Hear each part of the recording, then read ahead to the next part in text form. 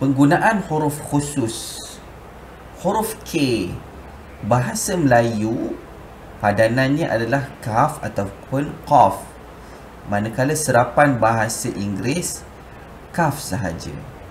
Huruf K di akhir suku kata sahaja menggunakan qaf.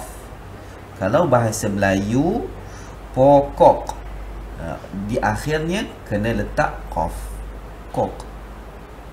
Songkok, bukan kaf, kita letak qaf. Di akhirnya letak qaf.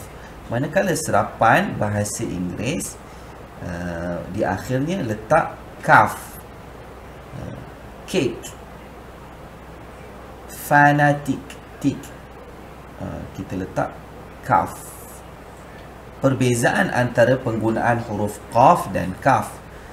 Kaf digunakan untuk bahasa Melayu dan serapan bahasa Inggeris. Qaf digunakan apabila menepati dua syarat. Pertama, untuk perkataan bahasa Melayu jati, dua berada di akhir suku kata. Contohnya macam pokok. Kaf berada di akhir dan dia adalah bahasa Melayu. Siksa, sik, ni berada di akhir. 1, 2, 3 berada di akhir. Manakala ini adalah serapan bahasa Inggeris. Akhir suku kata adalah kaf. Tidak menggunakan huruf qaf walaupun berada di akhir suku kata.